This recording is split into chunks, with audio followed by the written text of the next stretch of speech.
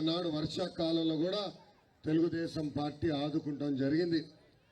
ఇంకా రిపేర్లు చేసుకోవాలన్నా పనులు కావాలన్నా కూడా తెలుగుదేశం పార్టీ సహకరించింది. అమ్మ ఆలోచించండి, నిరుపేద కుటుంబాలు ఇబ్బంది పడుతుంటే ఆరోగ్య రథం పంపించి మందులు ఇచ్చారా? కొట్టు మెషిన్ అందజేశారా? నీరు లేకపోతే వాటర్ ట్యాంకర్ పంపించారా?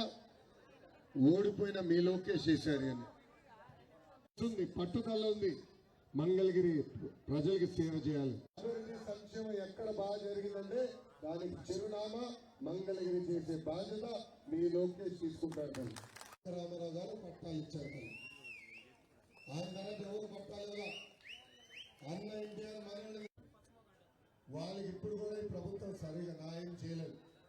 వాళ్ళందరికీ సభాముఖంగా హామీ ఇస్తున్నా, మన ప్రభుత్వ అధికారులకు వచ్చిన మొదటి 100 రోజుల్లో మీ భూమి చూపిస్తా, ఇల్లు కట్టి పనులు కూడా ప్రారంభించే బాధ్యత నేను తీసుకుంటా.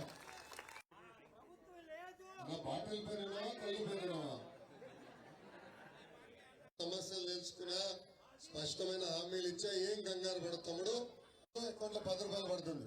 రెండో బట్టలు నొక్కుతాడు, అకౌంట్ నుంచి 100 రూపాయలు విషయాన్ని పోతుంది. కరెంట్ ఛార్జీలు 9 సార్లు పెంచారు. మే మాసం బిల్లు వచ్చిందా? బాగా పెంచేశారు. ఆర్టీసీ ఛార్జీలు 3 సార్లు పెంచారు. డీజిల్ గ్యాస్ పైన అదనపు పన్నేస్తున్నారు. క్వార్టర్ బాటిల్ ధరలు కూడా పెంచారు కదా. చూడండి బాగా ఇట్లా అన్ని పెంచి 2 కిలోమీటర్ల పాదయాత్ర చేసేది. పాదయాత్రలో చంద్రబాబు గారితో చర్చించి బాబు సూపర్ 6 మేనిఫెస్టో రూపొందించాం. 20 లక్షల ఉద్యోగాలు కల్పించే బాధ్యత మేము తీసుకుంటాం. అమ్మా రూపాయి జమ చేయొచ్చు. రెండో హామీ 18 నుంచి 59 సంవత్సరాల వయసు కలిగిన మహిళలకి ప్రతి సంవత్సరానికి 18,000, 5 సంవత్సరాలు 90,000 రూపాయలు మీ అకౌంట్ లో జమ చేస్తాం. అందుకే తెలుగింటి ఆడపడుచు ఆత్మీయానికి ప్రతి ఇద్దరుండే 30,000, ముగ్గురుండే ఎటు చెప్పమ్మా 45,000 రూపాయలు.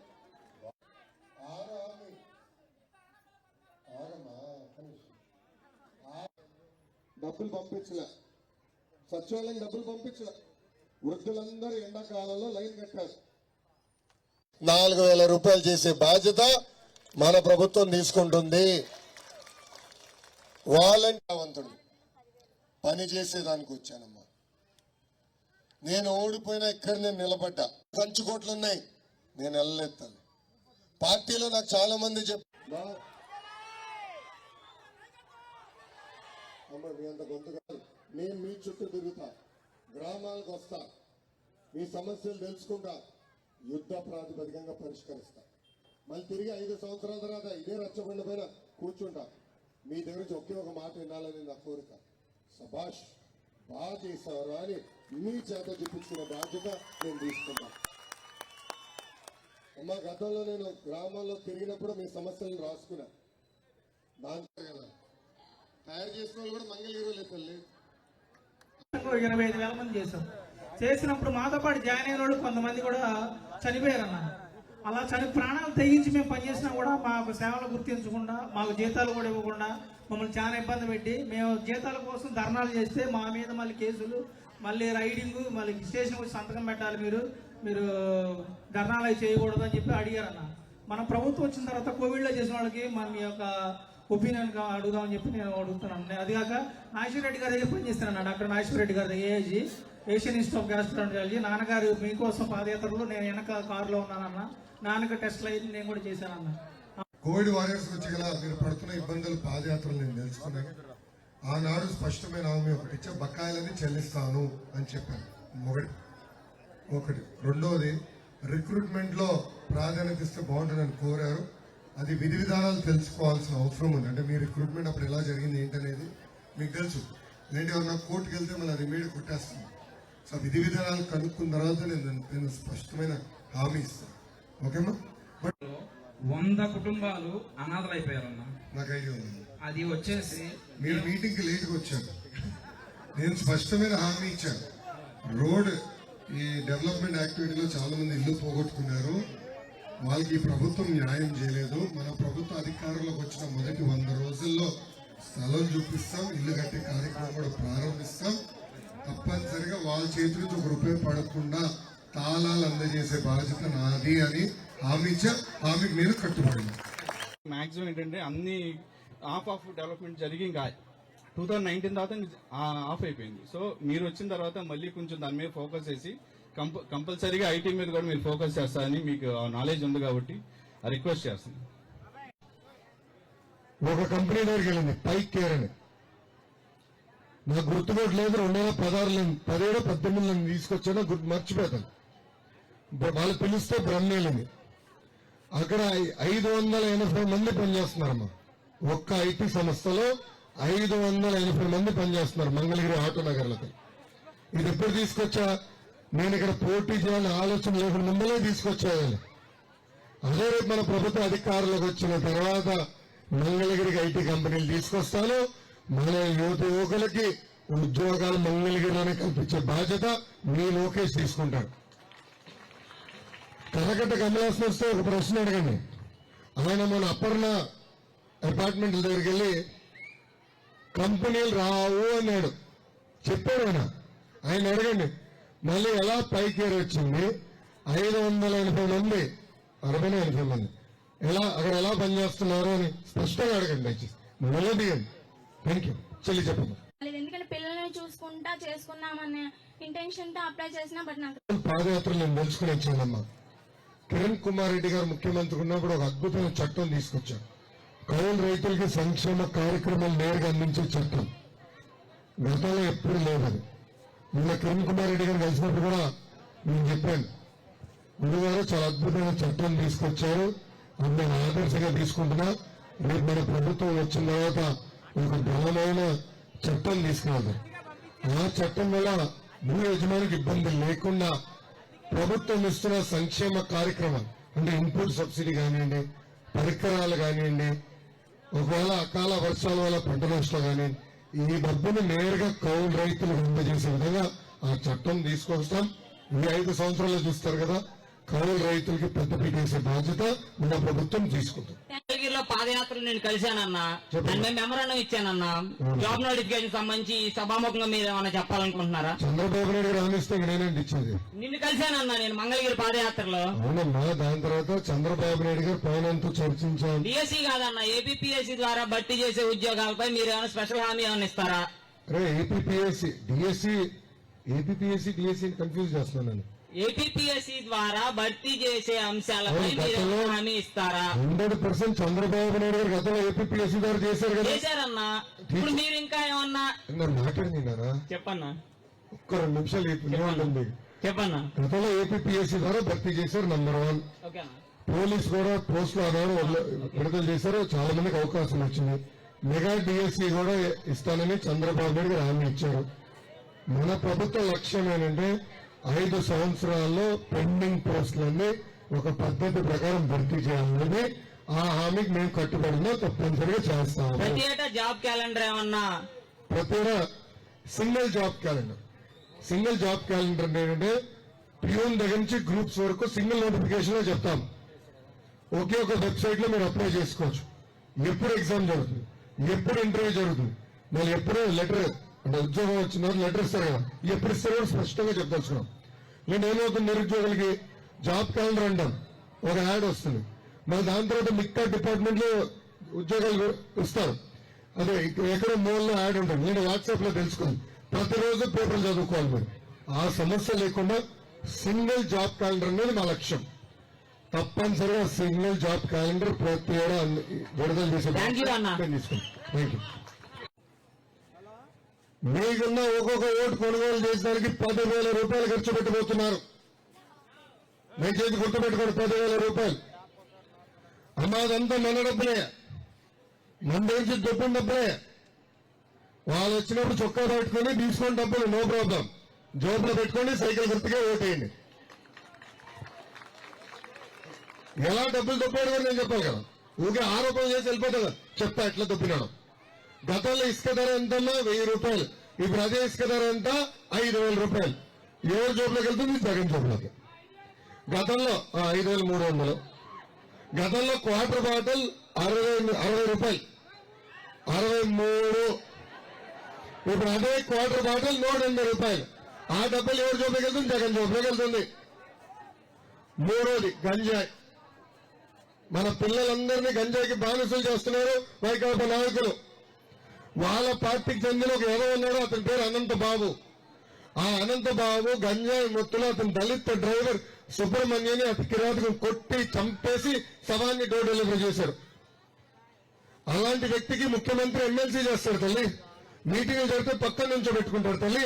బస్ యాత్ర వెళ్తే మేము కోరుతున్నాను అమ్మ. 5 సంవత్సరాలు, ఒక 5 సంవత్సరాలు కష్టపడ్డా తల్లి. నేను చేయగలంత సహాయం నేను చేశా తల్లి. నా తల్లిదండ్రులు ఒకటే నేర్పించారు, మంచి మనసుతో పనిచేయి, ప్రకృతి సహకరిస్తుంది, సమాజం సహకరిస్తుంది. అలానే పనిచేసే తల్లి. ఎల్లుండా అవతల ఎల్లుండి 13వ తారీఖు నాడు, 13వ తారీఖు నాడు ఎండలు గట్టిగా ఉంటాయి. ఒక గొడుగు పట్టుకెళ్ళండి, ఒక బాటిల్ నీళ్ళు, ఒక బాటిల్ మజ్జిగ. అమ్మ నేను ఇచ్చేవాడిని అక్కడ, కానీ ఎలక్షన్ కమిషన్ వాళ్ళు ఒప్పుకోడతాను. సో ఒక బాటిల్ నీళ్ళు, ఒక బాటిల్ మజ్జిగ పట్టుకుని వెళ్ళండి, పొద్దున వెళ్ళండి.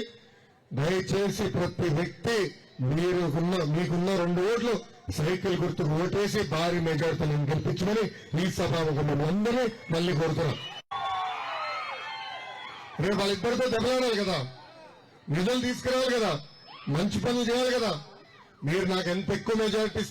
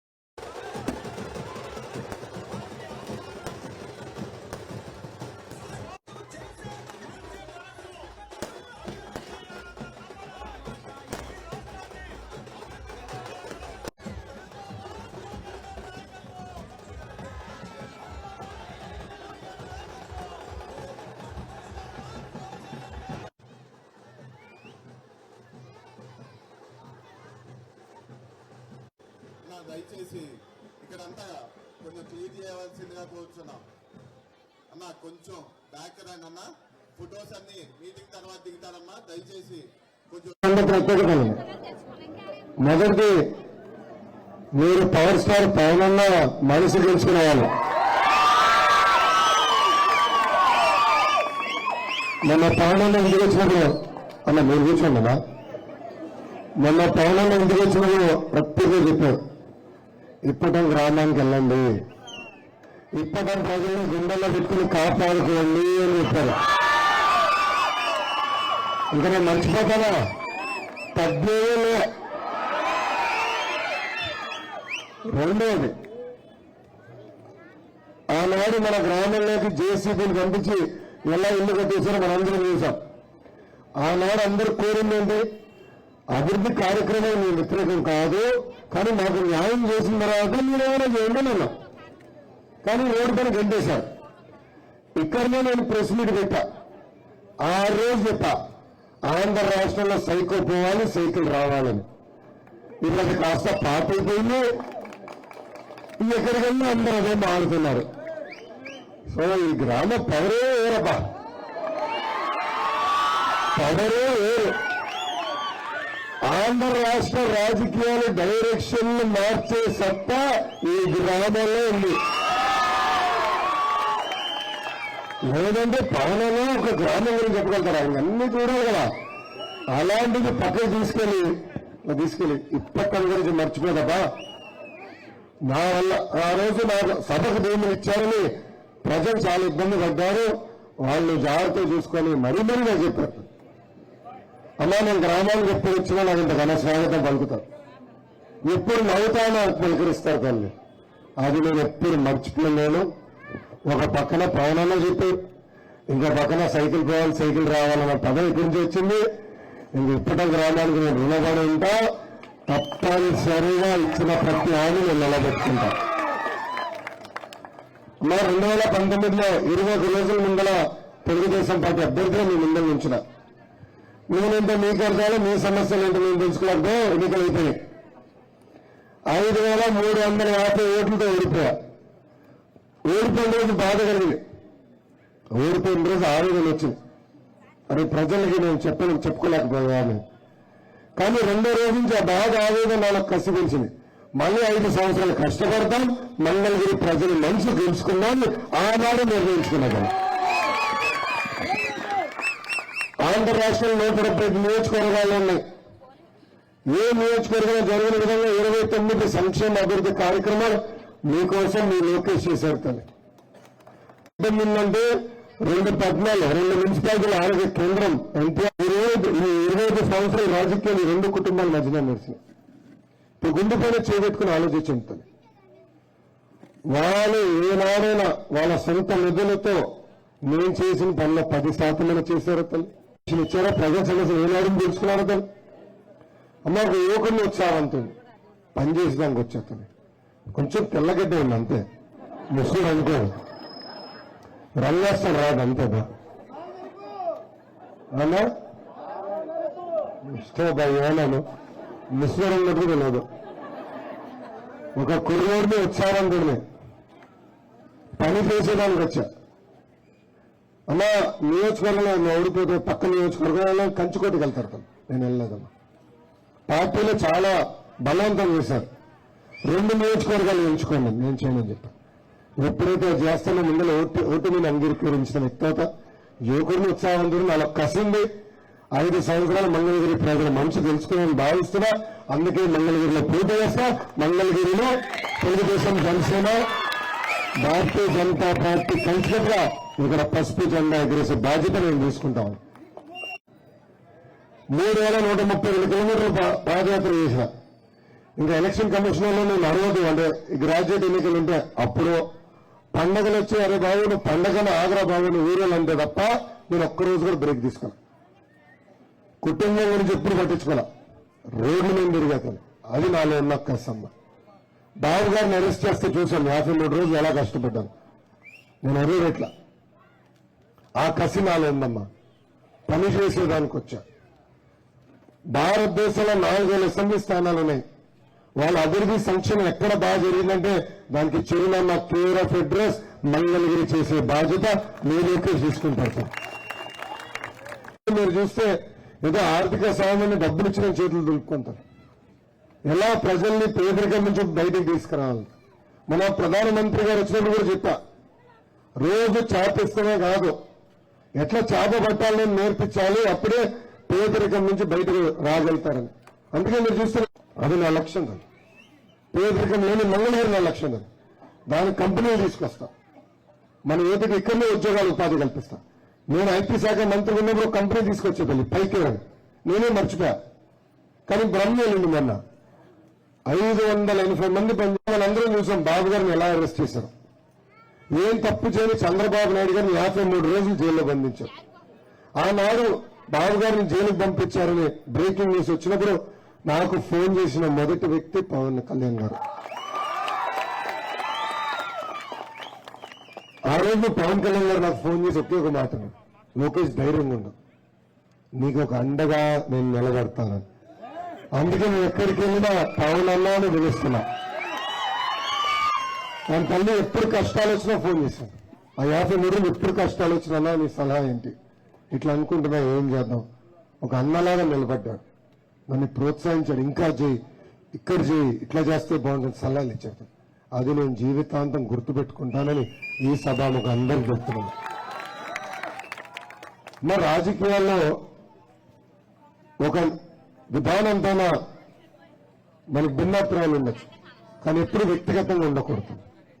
అందుకే మీరు చూస్తే 2014 నుంచి పవన్ అన్న ప్రభుత్వాన్ని సపోర్ట్ చేశారు. ఆయన సపోర్ట్తో 2014లో గెలిచాం. 2019లో వ్యక్తిగత కారణాలు కాదు, పాలసీ మ్యాటర్లో పోటీ చేయలేదు, అయిపోయింది. ఇప్పుడు కలిసికట్టుకు వచ్చాం. దానికి కారణం ఒకటే సైకో జగన్మోహన్ రెడ్డిని తరిమి కొట్టాలని.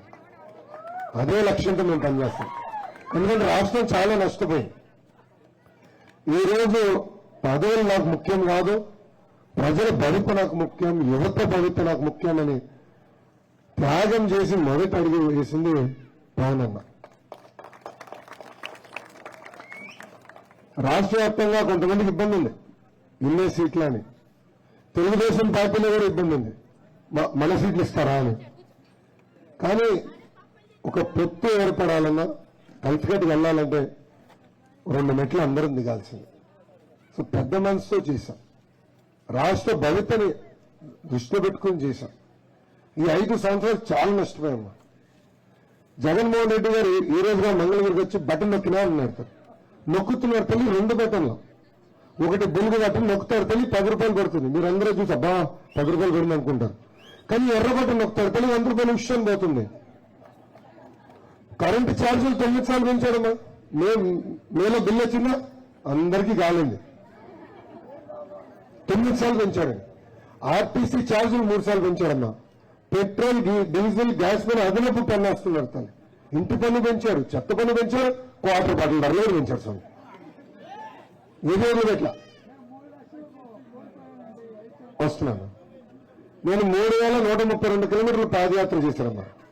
ప్రజలు పడుతున్న కష్టాలు నేరుగా నేను తెలుసుకున్నా. అది తెలుసుకున్న తర్వాత పవన్ అన్న చంద్రబాబు గారితో చర్చించి బాబు సూపర్ 6 మేనిఫెస్టో రూపొందించాం. దాంట్లో 6 హామీలు ఇచ్చాం తల్లి. మొదటి హామీ, తెలుగుదేశం జనసేన ప్రభుత్వం ఏర్పడిన 5 సంవత్సరాల్లో 20 లక్షల ఉద్యోగాలు కల్పిస్తాం. ఉద్యోగాలు వచ్చే వరకు 3000 రూపాయలు నిరుద్యోగ భృతి పంపిస్తాం. అమ్మా ఇంక ఎన్నాళ్ళని 18 నుంచి 59 సంవత్సరాల వయసు కలిగిన మహిళలకి ప్రతి నెల 1500 రూపాయలు ఇస్తాం. అంటే సంవత్సరానికి 18,000, 5 సంవత్సరాలు 90,000 రూపాయలు. మూడోది, బాబు గారు ముఖ్యమంత్రి ఉన్నప్పుడు గ్యాస్ ధర 400 రూపాయలు. ఇప్పుడు అదే గ్యాస్ ధర 1200 రూపాయలు పెరిగింది. అందుకే ప్రతి కుటుంబానికి ప్రతి ఏడా ఉచితంగా 3 గ్యాస్ సిలిండర్లు మన ప్రభుత్వం అందజేస్తుంది. 4వ హామీ, ప్రతి రైతుకి ఆర్థిక సాయం కింద ప్రతి ఏడా 20,000 రూపాయలు అందిస్తాం. 5వ హామీ, ఇంట్లో చదువుకున్న బిడ్డలుంటే ఎంతమంది బిడ్డలుంటే అంతమంది బిడ్డలకి ప్రతి నెల 15,000 రూపాయలు వేస్తాం.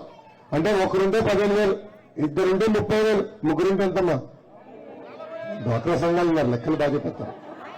45,000 రూపాయలు మీ అకౌంట్లో జమ చేస్తాం. ఇంకా 6వ హామీ, తెలుగింటి ఆడబెర్చులు ఆర్టీసీ బస్సులు ఉచితంగా ప్రయాణించే హక్కు కూడా మన ప్రభుత్వం కల్పిస్తుంది. తల్లి జగన్మోహన్ రెడ్డి గారికి శవ రాజకీయాలు అంటే బాగా ఇష్టం అమ్మా. 2014లో తండ్రి శవ వాడుకున్నారు, 2019లో సొంత బాబాయిని చంపేసి ఆయన శవ వాడుకున్నారు. ఇప్పుడు 2024 వచ్చిన 4 ఇచ్చారు. ఏం చేద్దాం అబ్బా అని అప్పుడు ఆయన ఐడియా వచ్చింది. కావాలని వాలంటీర్ల చేత ప్రచారం చేయించారు. అది తెలుసుకున్న ఎలక్షన్ కమిషన్ వాలంటీర్ని ప్రభుత్వ బాధ్యతల నుంచి తొలగించింది. 1వ తారీఖు వస్తుందని తెలుసు, వృద్ధులకి పెన్షన్ ఇవ్వాలని తెలుసు, కానీ కేవలం 10% నిధులు పంపించాడు. 10%. మొదటి రోజు లైన్ల నుంచి ఎండ దెబ్బకి 32 మంది చనిపోయారు తల్లి వృద్ధులు. 32 మంది వృద్ధులు చనిపోయారు. ఇప్పుడు ఆ 32 మంది వృద్ధులు సవాలు వాడుకునేందుకు ప్రయత్నిస్తున్నాడు జగన్మోహన్ రెడ్డి గారు. మా వృద్ధులందరూ ఓపిక పెట్టండి. 1 నెలలో తెలుగుదేశం జనసేన ప్రభుత్వం వస్తుంది. 3,000 రూపాయల పెన్షన్ 4,000 రూపాయలు చేసే బాధ్యత నేను తీసుకుంటాం. వాలంటీర్ వ్యవస్థ కొనసాగిస్తాం. కేవలం పెన్షనే కాదు, ఇతర సంక్షేమ కార్యక్రమాలు నేరుగా మీ గడపకి అందజేసే బాధ్యత మీ ప్రభుత్వం తీసుకుంటుందని ఈ సభాముఖం మీ అందరికీ హామీ ఇస్తున్నా తల్లి. వచ్చా నా వయసు 41 తల్లి. ఇంకొక 40 సంవత్సరాలు భారతదేశ రాజకీయాల్లో నేను ఉంటాను తల్లి. గతంలో గ్రామానికి వచ్చినప్పుడు మీరు ఎదుర్కొంటున్న సమస్యలు నేను తెలుసుకున్నా. డ్రైనేజ్ సమస్య ఉంది, దానికి శాశ్వతమైన పరిష్కారం భూగర్భ డ్రైనేజ్, అదే ఏర్పాటు చేస్తా. పెద్ద వాటర్ ట్యాంక్ కట్టండి, నీరు తీసుకొచ్చి శుద్ధి చేసి ప్రతి గడపకి కుళాయి ద్వారా ఇవ్వండి ఆనాడు మీరు నన్ను అడిగారు. అది కూడా చేసే బాధ్యత మన ప్రభుత్వం తీసుకుంటుంది. ఈ రోడ్డు వైండింగ్ వల్ల ఎవరైతే నష్టపోయారో వాళ్ళందరికీ ఆదుకోవాల్సిన బాధ్యత కూడా మా పైన ఉంది. అది మన ప్రభుత్వ అధికారులకు వచ్చిన మొదటి 100 రోజుల్లో ఆ కుటుంబాలను కూడా ఆదుకుని భూమిని చూపించి ఇల్లు కట్టించి సంవత్సరంలోపు తాళాల చేతుల్లో పెట్టే బాధ్యత కూడా మేము తీసుకుంటాం.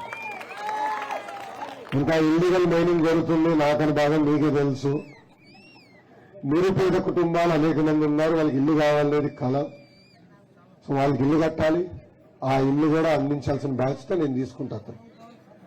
అమ్మా, నేను మంగళగిరిలో తిరిగినప్పుడు అందరూ అడిగారు, దాదాపు 20,000 కుటుంబాలు ఉంటాయి నిరుపేద కుటుంబాలు, వాళ్ళకి మీరు ఇల్లు ఎట్లా కడతారు. మొన్న నేను నెల్లూరు సిటీకి వెళ్తే నారాయణ గారు కట్టిన టౌన్షిప్ చూశాను.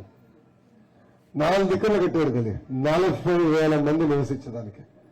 అసలు అద్భుతమైన పార్కులు, అంగన్వాడీ సెంటర్, ప్రాథమిక ఆరోగ్య కేంద్రం, ఇలా చిన్న చిన్న ఫంక్షన్ చేసుకోవాలంటే ఒక కళ్యాణ మండపం అన్ని ఏర్పాటు చేశారు. సో ఒక్క నియోజకవర్గంలో నారాయణ గారు చేయగలిగి నేను ఒళ్ళు పెడతానా?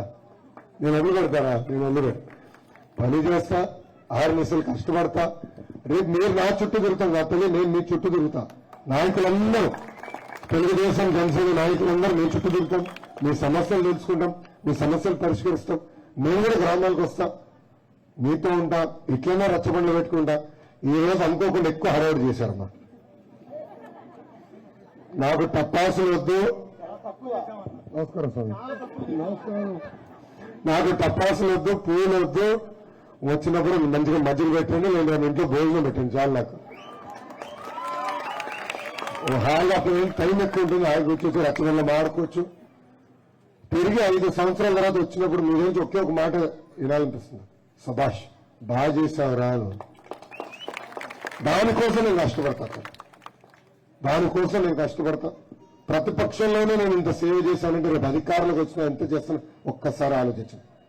అమ్మా, మా ఇంట్లో చిన్న యుద్ధం జరుగుతుంది. అభివృద్ధి చేసేదానికి, సంక్షేమం చేసేదానికి, కులం మతం ప్రాంతం అతీతంగా మన రాష్ట్రాన్ని అభివృద్ధి చేసుకోవాలి. మన రాష్ట్రం మనం అభివృద్ధి చేసుకోవాలి.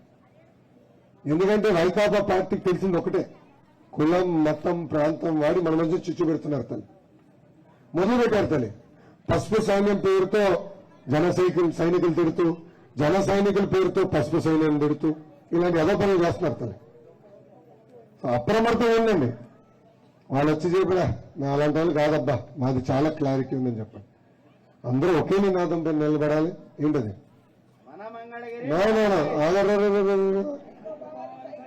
ఇంకోటి ఉంది, హలో ఏప్రిల్, మర్చిపోకూడదు కదా. ఆ నినాదానికి అందరం కట్టుబడి ఉండాలని ఈ సభాముఖంగా కోరుకుంటూ, ఇది రచ్చబండ కార్యక్రమం. మీ సమస్యలు కూడా వినేదానికి వచ్చాను తల్లి. గతంలో నేను వచ్చినప్పుడు మీరు నాకు చెప్పింది నేను రాసుకున్నాను. అది ఉన్న కనుక స్పష్టమైన హామీలు ఇచ్చా.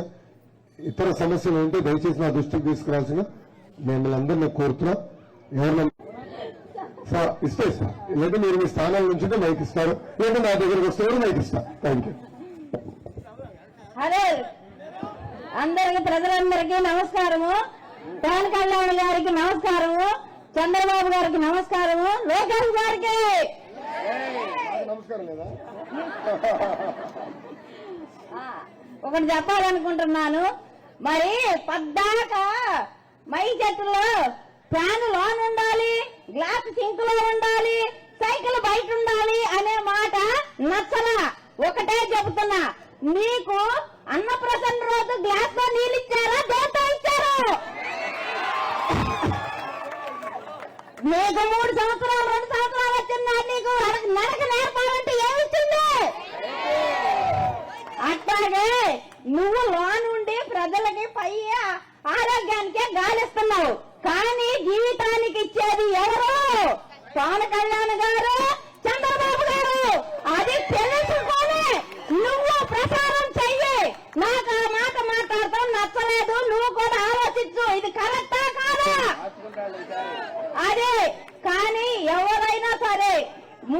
నోరు దారి మాట్లాడకండి, ఎవరు అదుపులో వాళ్ళు మాట్లాడండి. నేను మాత్రం ఈ 2 ముక్కలు మాట్లాడటానికి లోకేష్ గారిని కోరుతున్నాను. జై జనసేన, జై జై తెలుగుదేశం. అదృష్టం అంటే ఇద్దరు యువకులు, పవన్ కళ్యాణ్ గారు, లోకేష్ గారు. మంచి అందగాడు, మంచి అందగాడు, క్రమశిక్షణతో మంచి క్రమశిక్షణతో పెరిగిన వ్యక్తి. మరి అటువంటి వ్యక్తి మన ఇప్పటి గ్రామానికి ఒక అసెంబ్లీ అభ్యర్థిగా రావటం ఎంత అదృష్టం ఉంటే ఇప్పుడే గ్రామం ప్రపంచం మొత్తం తెలిసింది ఇద్దరి వలన. ఒకటి పవన్ కళ్యాణ్, లోకేష్ గారు. ఈ మహానీయులు మనకు రావటం ఎంత అదృష్టం. ఇంకా ఇంకా అదృష్టమైన ఫలితాలు మనం అనుభవిస్తాము. అది లోకేష్ గారి పుణ్యం వలన. సెలవు తీసుకుంటాం. నమస్కారం. పర్లేదు, చెప్పమ్మా, దగ్గర పెట్టుకో. నేను ఈ ఊరు వచ్చిన దగ్గర నుంచి చూస్తున్న ఒక సమస్య నేను మీకు చెప్పదలుచుకున్నానండి.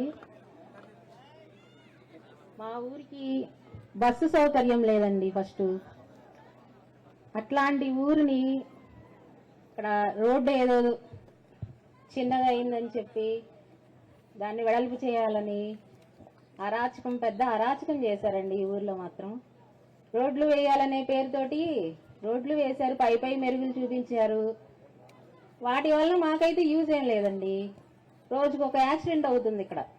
పిల్లలు నడవలేకపోతున్నారు, బళ్ళు చాలా స్పీడ్గా నడుస్తున్నాయి. అసలు ఇక్కడ రోడ్లు వేసిన దగ్గర నుంచి ఎంతో ప్రశాంతంగా ఉండే పల్లెటూరు వాతావరణం కోల్పోయాము. ముఖ్యంగా ఈ సమస్యని మీ ముందుకు తీసుకొద్దామని మేము కోరుకుంటున్నానండి. మీరు తలుచుకుంటే చేయగలుగుతారు, అది మేము నమ్ముతున్నాము. మీ ఏదైనా ఒక విషయం మీరు నిర్ణయించుకున్నారంటే చేస్తారు అని నేను చాలా సార్లు విన్నాను సార్. మీ దృష్టికి తీసుకొచ్చానంటే అది మీరు ఎప్పటికీ మర్చిపోరు అనే విషయాన్ని నేను తెలుసుకున్నానండి. చెప్పారు చాలా మంది కూడా. అందుకని నేను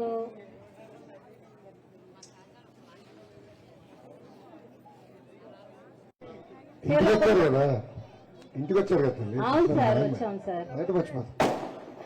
అవును సార్, మీరు అలా గుర్తుంచుకుంటారని మేము అనుకుంటాం సార్. అమ్మా బస్ గురించి చెప్పారు. అరే తపాసు లేకుండా పుణ్యం ఉంటుంది. అమ్మా బస్ విషయం నాకు చెప్పారు. ఇప్పుడు ఊరు లోపల పెద్ద రోడ్డు కాదు, ఊరికి వచ్చే రోడ్డు, ఇటు బయటికి వెళ్ళే రోడ్డు కూడా పెద్దది ఉంటే బస్ సౌకర్యం ఉంటుంది. అది ఏర్పాటు చేయాలి. ముందు రోడ్లు వేయాలి, దాని తర్వాత బస్సు కల్పించాలి. నాకు వదిలేదు, నేను చూసుకుంటాను. ఓకేనమ్మా. అది కాదు సార్, మాకు ఈ కాలువకి ఒక బ్రిడ్జ్ ఏర్పాటు కావాలి సార్. మా ఊరికి అనుసంధానం చేస్తూ ఒక బ్రిడ్జ్ ఏర్పాటు చేయమని కోరుచున్నాం సార్. మీరు తప్పకుండా చేయాలని మేము కోరుకుంటున్నాం సార్. మేము అడుగుతుంది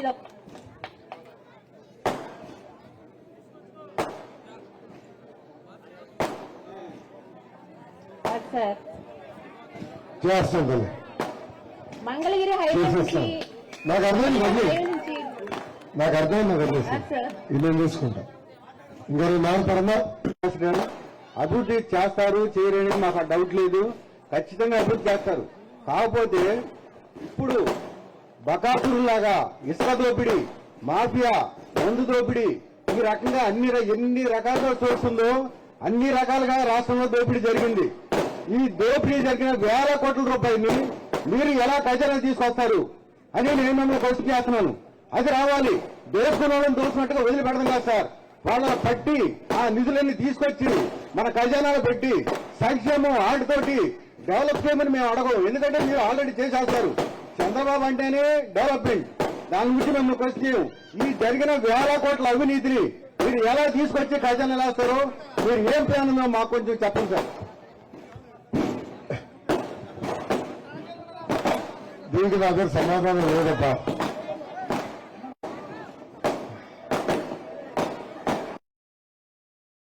ప్రధానమంత్రి గారు రాజమండ్రి సభలో చాలా స్పష్టంగా రాజకీయాల్లో ఉన్న అవినీతి పరులందరిపైన ట్రయల్ చేయాలి, వాళ్ళ ఆస్తులన్నీ జప్తు చేసి ఫాస్ట్ ట్రాక్ కోర్టు ద్వారా ఆ డబ్బులు ప్రజల కోసం ఖర్చు పెట్టాలనేది చాలా స్పష్టంగా చెప్పారు. నాకు అదృష్టం కలిగింది. ఆ సభకి వెళ్ళి ఆ సభలో కూడా మాట్లాడే అదృష్టం నాకు దక్కింది. సో అలాంటి చట్టాలు రావాలి. ఆయన చట్టాలు అమలు చేసేదానికి కోర్టులు కూడా సీరియస్ తీసుకోవాలి. ఇప్పుడు ఏం తప్పు చేయని చంద్రబాబు నాయుడు గారు 53 రోజులు జైలుకి వెళ్తే అన్ని తప్పులు చేసిన జగన్మోహన్ రెడ్డి గారికి ఎన్ని సంవత్సరాలు వెళ్ళాల్సి ఉంది? ఇప్పుడు గతంలో తండ్రిని అడ్డం పెట్టుకుని దాదాపు 1,00,000 కోట్లు దుబ్బేసి సిబిఐనే 43,000 కోట్ల రూపాయలు సంపాదించాడన్నారు. ఇప్పుడు మీరు అన్నట్టు ఇసుక, బాబు గారు ఉన్నప్పుడు ఇసుక 1000 రూపాయలు, ఇప్పుడు అదే ఇసుక 5,000. బాబు గారు ముఖ్యమంత్రి ఉన్నప్పుడు క్వార్టర్ బాటిల్ 60 రూపాయలు కూడా, ఇప్పుడు అదే క్వార్టర్ బాటిల్ 180. బాబు గారు ఉన్నప్పుడు గ్రామాల్లో గంజాయి ఉండేది కాదు, ఇప్పుడు ఎక్కడికి వెళ్ళినా గంజాయి దొరుకుతుంది. ముఖ్యమంత్రి గారు ఇంటి పక్కన గంజాయి దొరుకుతుంది. ఎన్టీఆర్ కట్టపోయి ఇట్లనే రచ్చబండ పెట్టుకుంటే మహిళలందరూ నుంచుని అన్నాళ్ళు ఏం చేస్తారో మాకు తెలియదు, గంజాయికి ఫుల్ స్టాప్ పెట్టంటే ఆశ్చర్యపోయా. అది కరెక్ట్ గా ముఖ్యమంత్రి గారి ఇంటి నుంచి 100 మీటర్ల దూరం. ఆ గంజాయి డబ్బులు కూడా ఎంజాయంలోకి వెళ్తుంది స్వామి. అయిపోయినా పర్వాలా, ఈ కల్తీ మద్యం దాగి ప్రజలు చనిపోయినా పర్వాలా. ఎంత అన్యాయమో చూడండి. సో తప్పనిసరిగా ఫుల్ స్టాప్ పెట్టాలి. ఆ ఆస్తులను జప్తు చేసి ప్రజల కోసం ఖర్చు పెట్టాలి. అది ఎట్లా టేకప్ చేయాలి, తప్పనిసరిగా కేంద్రంలో బలమైన చట్టం తీసుకొచ్చి దాని ద్వారా అమలు చేయాలని నేను నమ్ముతున్నాను. మత్స్యపరులం ఇక్కడ ఊరు సేవాళ్ళం, మాకు ఇల్లు సరిలేవు. అక్కడ వానలు వచ్చిన పాములు తేళ్లు నీళ్లు వెళ్ళకుండా వెళ్ళిపోతున్నాయి. మెరకలు లేక అల్లాడిపోతున్నాం పిల్ల జల్ల. మాకు కూడా ఏదైనా స్థలం చూపిస్తే మీ దండం పెట్టుకుంటా ఓటు వెళ్దాలే. అమ్మ ఇల్లు కట్టించి అందజేస్తాను కదా, హామీ ఇచ్చా కదా. నియోజకవర్గంలో నా అంచనా ప్రకారం 20,000 ఇల్లు కట్టాల్సిన అవసరం. ఓకే, తప్పనిసరి ఇల్లు కట్టించి ఆ తాళాలు మీ చేతిలో పెట్టి బాధ్యత నేను తీసుకుంటాను. ఓకేనా, నాది హామీ నేను తీసుకుంటాను. ఓకేనమ్మా, థ్యాంక్ యూ. వచ్చింది భూ హక్కుల చట్టం, ఇన్నారాది భూ హక్కుల చట్టం గురించి ఒక తమ్ముడు బాగా చెప్పాడు. ఆ తమ్ముడు ఒక మీటింగ్ ఏమన్నాడంటే, జగన్మోహన్ రెడ్డి గారు ఎక్కడికి వెళ్ళినా మీ బిడ్డని అంటున్నాడు అన్నాడు. ఎందుకు అని చెప్పు అని. అప్పుడు భూ హక్కుల చట్టం గురించి చెప్పాడు. అలా భూ హక్కుల చట్టం చాలా ప్రమాదకరమైంది. మా తాతలు ముత్తాతలు తల్లిదండ్రులు సంపాదించిన ఆస్తులు నాకు ఇస్తున్నారు, కానీ జగన్ గారు ఫోటో అవసరమా అని అడిగాడు. లేదు అవసరం లేదన్నా. బాగా రెండో అన్నాడు, ఒరిజినల్ కాపీలు జగన్మోహన్ రెడ్డి గారు పెట్టుకుంటారంట, జిరాక్స్ కాపీలు మనకి ఇస్తాడంట. ఇది ఎంత అన్యాయం అండి. ఆ జిరాక్స్ కాపీలు తీసుకెళ్లి మనం బ్యాంకులో పెడితే ఇలాగ కూడా వేరు. ఎంత అన్యాయం. అది అయిపోయింది. మూడోది, ఇద్దరి మధ్యలో భూ తగాదా వస్తే కోర్టుకు వెళ్ళకూడదంట, అధికారులే తెలిసి చెప్తారంట ఎవరు భూమి అని. ఇంకేమైనా ఉండాలి. అప్పుడు ఆ తమ్ముడు మీరు ఈ మూడు చూసినా నాకు అర్థమైందన్నా, ఎందుకు మీ బిడ్డ అంటున్నాడు. ఎందుకు రానా, రేపు అధికారులు వచ్చినాక మీ బిడ్డలు కానీ మీ భూమి నాదే అని చెప్పి కొట్టుకురాస్తాడన్నా అన్నాడు. అలాంటి చట్టం తనది. అన్నా మేము బేడా బుడగ సంఘాలం, మా క్యాస్ట్ సర్టిఫికేట్ అసలు లేదు, మా పిల్లలు చదివించుకుంటున్నాము.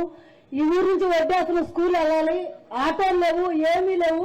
పిల్లలు నడిచి వెళ్తున్నారు, వెళ్తుంటే రోడ్ల మీద కేళీ వాళ్ళు పిల్లలంతా కాలేజీ వాళ్ళు రోడ్ల మీద ఉండి పిల్లలు ఎట్లా పడితే అట్లా ఆపేసేస్తున్నారు. పిల్లలు చదువుకోవటానికి కూడా వెళ్తారు, పంపించుకోవడానికి కూడా మాకు భయం వేస్తుంది.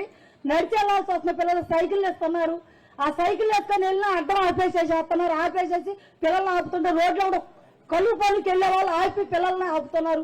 మా క్యాస్ట్ సర్టిఫికేట్ లేదు, మరి మేము లేదు. సంఘాలు బుడగ సంఘాలు మాకు చాలా మంది స్థలాలు లేవు, మమ్మల్ని అసలు ఎవరు పట్టించుకోవట్లేదు. అసలు ఈ ఏపీలో బుడగ సంఘాలు ఎవరు పట్టించుకోలేదు అనొద్దండి. చంద్రబాబు నాయుడు గారు ముఖ్యమంత్రి ఉన్నప్పుడు కమిటీ వేశారు కానీ కమిటీ నివేదిక ఇప్పుడు వచ్చింది. ఈ ప్రభుత్వం కావాలని అది అమలు చేయట్లేదు. నెల ఒకటి మన ప్రభుత్వం వస్తుంది, తప్పనిసరిగా ఆ నివేదికను అమలు చేస్తాం. మీకు మీ కాస్ట్ సర్టిఫికేట్ అందజేసే బాధ్యత మేము తీసుకుంటాం. ప్రభుత్వం రాకముందు మా జనాలందరూ చంద్రబాబు నాయుడు గారిని కలిశారు. కలిస్తే మరి ప్రభుత్వం దగ్గర ఎలక్షన్ దగ్గరికి వచ్చాక మీకు సర్టిఫికేట్లు ఇచ్చే బాధ్యత మాదమ్మా అని అన్నారు. తాడిపత్రి నియోజకవర్గంలో మీటింగ్ పెట్టుకునే పాదయాత్రలు అక్కడ మీ సమస్యలు చెప్పారు తల్లి, సున్నంగా చర్చించా. అక్కడ చాలా స్పష్టమైన హామీ ఇచ్చా. నేను కట్టుబడి ఉన్నా, మన ప్రభుత్వం వచ్చిన వెంటనే ఆ నివేదిక బయటికి తీసుకొస్తాం, ఆ నివేదికను అమలు చేసే బాధ్యత మేము తీసుకుంటాం. ఓకే తల్లి. రెండో విషయం అమ్మా, లా అండ్ ఆర్డర్ ప్రాబ్లం. అరే చంద్రబాబు నాయుడు గారు వస్తే అందరూ సెట్ అయిపోతారు. ఈ రౌడీ ముఖాలు, ఈ అల్లరి బ్యాచ్ ఓడుండడి, కోడి కత్తి బ్యాచ్, బ్లేడ్ బ్యాచ్ ఓడి ఉండలే. కంగారు పడద్దు. ఒక నెల ఓపిక పట్టి మీరు సెటిల్ అన్నాడు. ఓకేనా? అంతే కదా, ఒక్క ఓటు కూడా వైసీపీ పడకూడదు. సో మనందరం కష్టపడదాం. మీకున్న 2 ఓట్లతో మే 13 ఎన్నికలు వస్తున్నాయి. మొదటి ఓటు ఎంపీ అభ్యర్థిగా ఉంటుంది, 2వ ఓటు ఎమ్మెల్యే అభ్యర్థిగా ఉంటుంది. తెలుగుదేశం జనసేన భారతీయ జనతా పార్టీ బలపరిచిన ఎంపీ అభ్యర్థి పెమ్మసాని చంద్రశేఖర్ గారు. చంద్రశేఖర్ గారు ఎమ్మెల్యే అభ్యర్థి మీ లోకేష్ ని గెలిపించిన తల్లి డబుల్ ఇంజిన్ తో నియోజకవర్గాన్ని అభివృద్ధి చేసే బాధ్యత నేను తీసుకుంటా. 5,350 ఓట్లు ఓడిపోయి తల్లి. దాని పక్కన సున్నా పెడితే ఎంత లెక్కల్లో వీక్ తాత 53,500 కనీసం 53,500 ఓట్లు మెజార్టీతో నేను గెలిపించి శాసనసభకు పంపించాలని ఈ సభాముఖం మిమ్మల్ని కోరుకున్నాను. పంపించాను. ఒక్కొక్క ఓటు 10,000 రూపాయల నుంచి గొడవలు చేస్తారంట. పనిచేశా, నీతి నిజాయితీగా పనిచేశా. కానీ ప్రజలందరికీ నేను ఒక విజ్ఞప్తి చేస్తాను. 10,000 అద్దంలో దొబ్బినాడు, గంజాయిలో దొబ్బుతున్నాడు. అది మన డబ్బులు తీసుకోండి. కానీ తీసుకున్న తర్వాత మీ 2 ఓట్లు మటుకు సైకిల్ గుర్తుగా ఓటేయమని ఈ సభాముఖం కోరుతున్నా. చెప్పుకుంటూ మీ అందరితో ఏం చేస్తానో తీసుకుంటాను. జోహర్ అన్న ఎన్టీఆర్, జై తెలుగుదేశం, జై జనసేన, జై బీజేపీ, జై హింద్, జై హింద్. ఒక నిమిషం.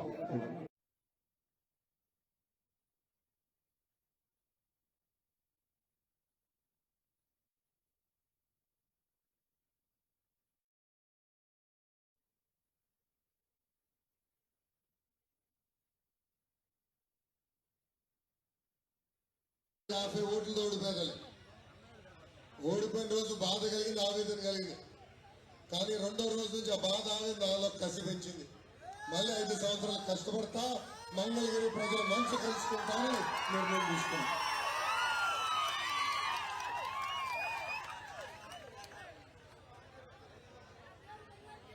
తల్లి 175 నియోజకవర్గాలు ఎక్కడ జరిగిన విధంగా 29 సంక్షేమ అభివృద్ధి కార్యక్రమాలు మీకోసం నేను చేసి ఉంటాను.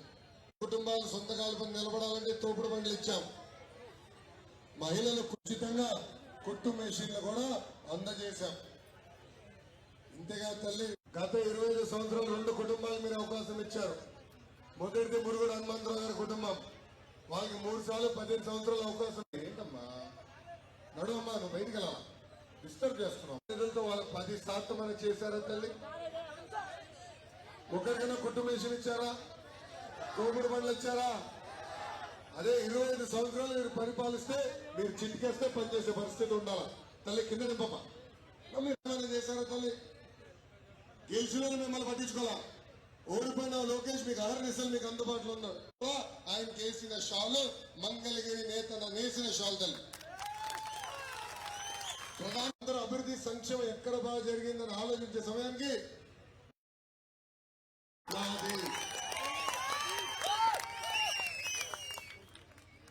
మా ప్రతిపక్షంలోనే నేను కష్టపడ్డానంటే రేపు మన ప్రభుత్వం డ్రైనేజ్ చేశాను. ఇప్పటికి 8 సంవత్సరాలు అయింది, ఒక్క దోమ లేదు తల్లి. అదే విధంగా మన గ్రామంలో భూగర్భ డ్రైనేజ్ చేస్తాను. ఇంటి పన్ను పెంచారు, చెత్త పన్ను పెంచారు, పెట్రోల్ డీజిల్ గ్యాస్ పైన అదనపు పన్ను వేస్తున్నారు. చివరికి క్వార్టర్. కేంద్రంలో లోక్సభలో పెడితే దానికి ఓటేసింది వైకాపా ఎంపీలు. అదే బిల్ రాజ్యసభకు వస్తే ఓటేస్తమే కాదు మిమ్మల్ని మా గుండెల్లో పెట్టుకుని కాపాడుకునే బాధ్యత. ఆ చెల్లెమ్మ హాలిడే తీసుకుని వచ్చి ప్రచారం చేసిందని. అది తెలుగుదేశం పార్టీకి మైనార్టీ సోదరుల పట్ల ఉన్న చిత్తశుద్ధమ్మ. అమ్మ, తెలుగుదేశం పార్టీకి కులం దీవించి శాసనసభ పంపించాలని ఈ సభను నేను మర్చిపోకుండా ఇది నా ప్రచారంలో చివరి రచ్చబండ. ఇప్పటికీ ఉద్దేశ్వరాన్ని నేను ఏనాడు మర్చిపోలేను తల్లి. చివరి మీటింగ్ ఇక్కడ పెట్టుకున్నా, నేను ముందల మీటింగ్ ఇప్పటంలో పెట్టుకున్నాను. ఉద్దేశ్వరం ప్రజలే మర్చిపోలేను. చివరి మీటింగ్ నేను ఇక్కడ పెట్టుకున్నాను. ఇచ్చిన ప్రతి హామీ తూచా తప్పకుండా నేను నిలబెట్టుకుంటాను. ఆర్నిసలు కష్టపడతాను, మీకోసం పనిచేస్తానని ఈ సభాముఖం మీ అందరికి హామీ ఇస్తూ నాకు ఇంత అద్భుతమైన అవకాశం ఇచ్చిన వెంకటేశ్వర ప్రజలందరికీ పేరు పేరున నా ఉదయపూర్వక ధన్యవాదాలు తెలుపుకుంటూ మీ అందరి దగ్గర సెలవు తీసుకుంటాను. జై తెలుగుదేశం, జై జనసేన, జై హింద్, జై వ్యక్తితో ఫోటో దిగి వెళ్తాను. ముందల ఆడవాళ్ళతో దిగిన లేదమ్మా. ఆడవాళ్ళతో ఫోటో దిగిన తర్వాత మగవాళ్ళతో దిగుతా, చివరి వ్యక్తితో ఫోటో దిగి వెళ్తా. చేసుకొని మీకు వెళ్ళిపోతే పిల్లలు చెప్పండి, వాళ్ళు చేస్తారు. ఫోటో మీకు ఫోన్కి వస్తుందమ్మా. Thank you. నా దయచేసి మైక్ ఆపన్నా, మైక్ ఆపు అన్నా, మైక్ ఆపండి. ఇంకో 5 నిమిషాలు అన్నా, దయచేసి